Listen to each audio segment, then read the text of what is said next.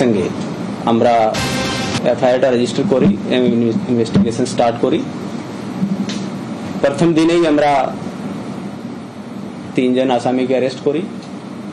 এখন অবধি আমরা 5 জন যারা ছিল অ্যাকিউজড পারসন, যারা প্লেস অফ অ্যাকুরেন্সে যাদের প্রেজেন্স পাওয়া গেছে, আমরা অ্যারেস্ট করে নিয়েছি এবং ইনভেস্টিগেশন রাইট আর্নেস্টে চলছে, সঠিকভাবে আমাদের তদন্ত চলছে।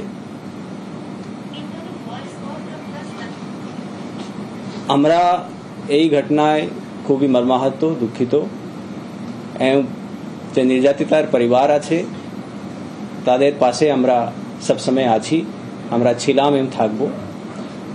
তারা হয়তো শোকের মধ্যে আছে, আমরা ওদের মানসিক অবস্থা বুঝি, কিন্তু আমি নিজে প্রথম দিনে যখনই ওনার ফ্যামিলি আসে আমি ওনার বাবার সঙ্গে দেখা করি, আমি নিজে পার্সোনালি ওনার সঙ্গে কথা বলি।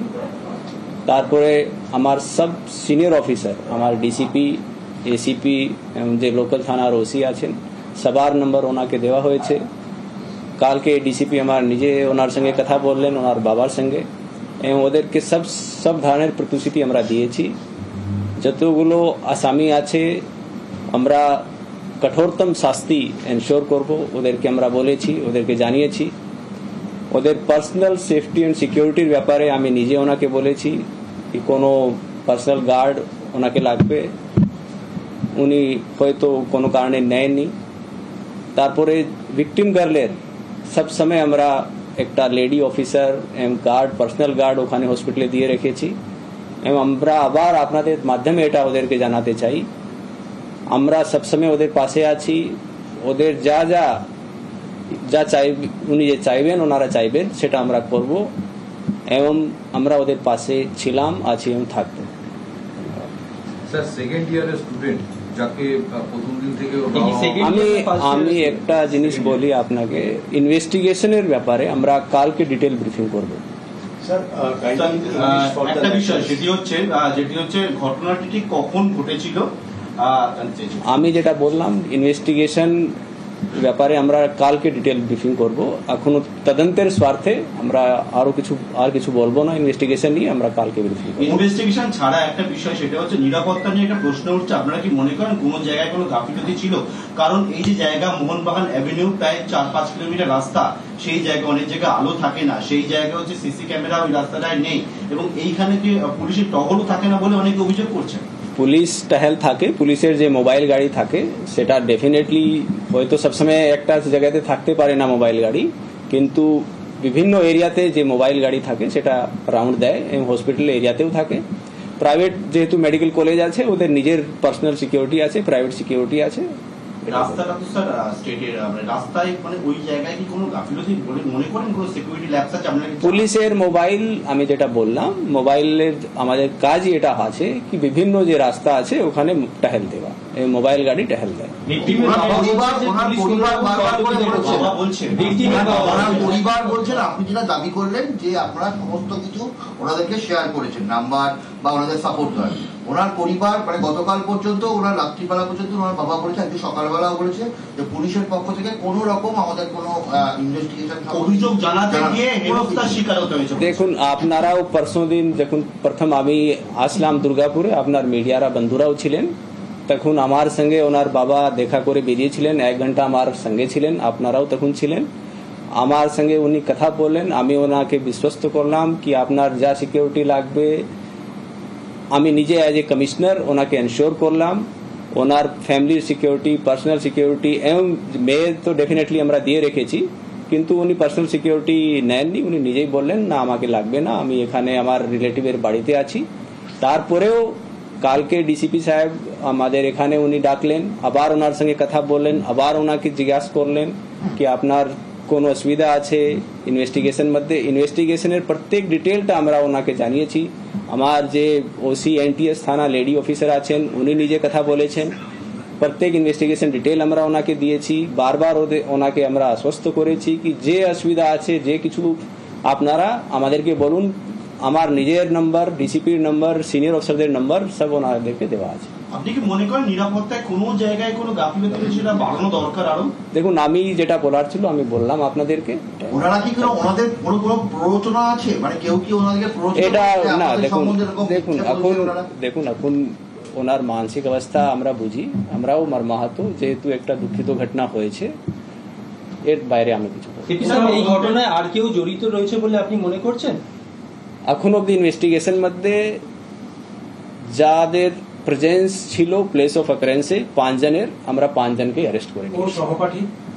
সহপাঠী তো উনি নিজেই বলছেন, যে ভিকটিম গার্ল আছেন উনি বলছেন কি সহপাঠী উনি 2 জন গিয়েছিলেন, এবং তার ছাড়া যে 5 জন ছিল ওই 5 জনকে আমরা অ্যারেস্ট করে নিয়েছি। আপনারা কি স্যাটিসফাইড যে যেরকম ভাবে তদন্ত এগোচ্ছে? তদন্ত একদম সঠিকভাবে এগোচ্ছে, আমরা ফুলি স্যাটিসফাইড আছি, এবং আমরা আশ্বস্ত করছি ফ্যামিলিকে, ওনার প্যারেন্টসকে, কি যারা দোষী আছে তাদের কঠোরতম শাস্তি আমরা এনশিওর করব। ভিকটিমের বন্ধু কি এখনো কি ডিটেন রয়েছে? ওকে কি এখনো জিজ্ঞাসাবাদ করছেন? আমরা জিজ্ঞাসাবাদ করছি, যখন দরকার হচ্ছে আমরা ওনাকে ডাকছি। আপনাদের হেফাজতে আছে না? না না, উনি কোঅপারেট করছেন। আমি জানি তদন্তর ব্যাপারে, আমি আপনাদেরকে বললাম আমরা কালকে ব্রিফিং করবো। মেডিকেল লিগাল এক্সামিনেশন বা এগুলো কিছু করা সম্ভব? আমরা কালকে বলবো আপনাদেরকে ইনভেস্টিগেশনের ক্ষেত্রে।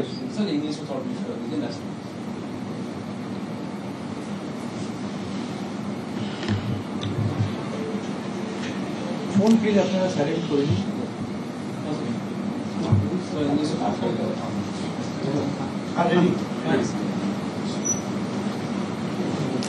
As you all know, an incident of rape has been reported in the nearby area. উত্তরে মুখ্যমন্ত্রী নাগরাকাটা, মেটেলি থেকে মালবাজার একাধিক জায়গায় গেলেন, বিলি করলেন ত্রাণ, মৃতদের পরিবারের হাতে আর্থিক সাহায্যও তুলে দিলেন।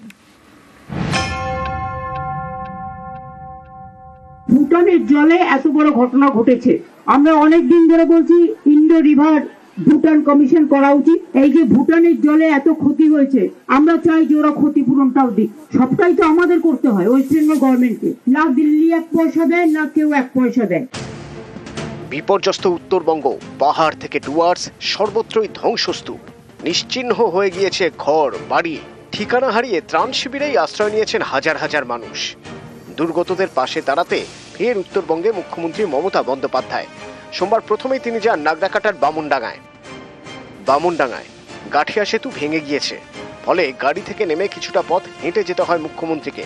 তারপর অন্য গাড়িতে উঠে ত্রাণ শিবিরে পৌঁছন তিনি। মৃতদের পরিবারের হাতে আর্থিক সাহায্য তুলে দেন, চাকরির নিয়োগপত্র দেন। নিরাপত্তা বেষ্টনী ভেঙে কমিউনিটি কিচেনেও যান মমতা বন্দ্যোপাধ্যায়। টন্ডু চা মহল্লার ত্রাণ শিবিরে যান মুখ্যমন্ত্রী। ভুটানের জলে এত বড় ঘটনা ঘটেছে, আমরা অনেক দিন ধরে বলছি ইন্ডো রিভার ভুটান কমিশন করা উচিত। এই যে ভুটানের জলে এত ক্ষতি হয়েছে, আমরা চাই যে ওরা ক্ষতিপূরণটাও দিক। সবটাই তো আমাদের করতে হয়, ওয়েস্ট বেঙ্গল গভর্নমেন্টকে। না দিল্লি 1 পয়সা দেয়, না কেউ 1 পয়সা দেয়। আপনাদের অনেক কাগজপত্র হারিয়ে গেছে, সেই জন্য স্পেশাল ক্যাম্প করা হবে। যার যা হারিয়েছে সেগুলো লেখান, তাহলে ডুপ্লিকেট কাগজ পাবেন।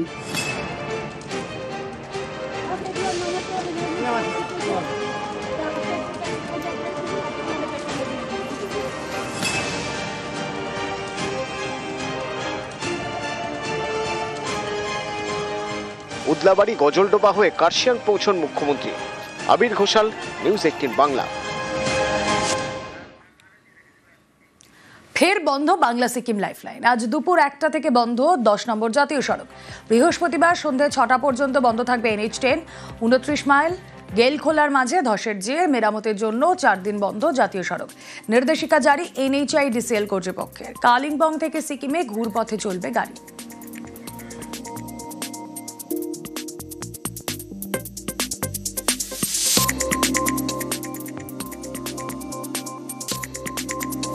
अभी तो बोला 16 तारीख तक सुनने में आया हम लोग को। असुविधा बहुत असुविधा है। अभी दूर चलना है, एक दिन आना है, एक दिन जाना है, नहीं तो दिक्कत हो जाएगा। एक दिन में आना जाना नहीं सकेगा। एक दिन में जाना आने में नहीं। উত্তরের দুর্যোগকে জাতীয় বিপর্যয় ঘোষণার দাবি, জিটিএ জরুরি বৈঠকে জোরালো দাবি। রাজ্য স্তরেও বিপর্যয় ঘোষণার দাবি জিটিএর। 11 সদস্যের বিপর্যয় মোকাবিলা কমিটি গঠন। দার্জিলিং এর 950 কোটি টাকার ক্ষতি বলে দাবি। রাজ্য ও কেন্দ্রের থেকে आर्थिक সাহায্যের দাবি। डिजास्टर के बाद एक कमिटी प्रस्ताव हो गया और उसको पारित भी हुआ। বাইরে 2 দিন আগে একটা ঘর্ষণের ঘটনা হয়েছে। ঘটনার খবর পাওয়ার সঙ্গে সঙ্গে